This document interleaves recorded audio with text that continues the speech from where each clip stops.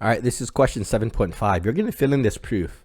We know that the line MS is perpendicular bisector to PQ. Ooh, interesting. You're going to prove that the triangle SPM is congruent to SQM. So we'll start with the given. What is the given? It says right here, it was given right here. The line of MS is perpendicular, so I can probably just use the perpendicular here. No, I can just write it. Perpendicular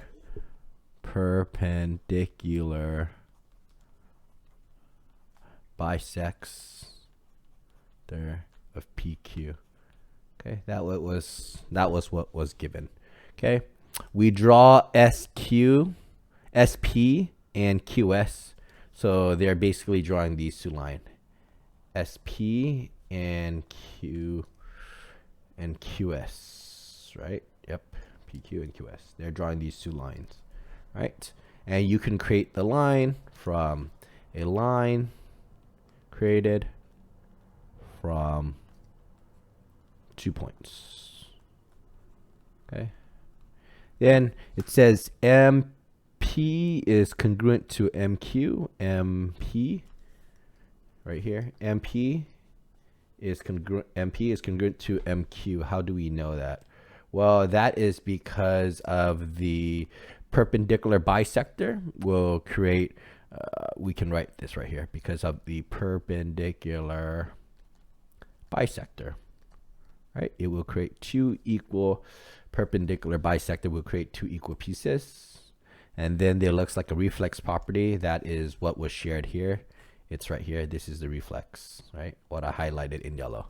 That is SM is congruent to SM. So I can write SM is congruent to SM. Okay, that is going to be the reflexive property. Then we have an angle PMS and SMQ. Oops, it's this. This is because they're both 90 here. We know that is because of the definition of the perpendicular bisector. Okay. Right. And then we got the two triangles are congruent. How do we do this? This was A, this was an S, and this was also what? Let's see. I think it was, here was the S right here. Here was the A, and here was an extra S. So this was congruent by side angle side. All right. So there you go. That is the full proof on this problem.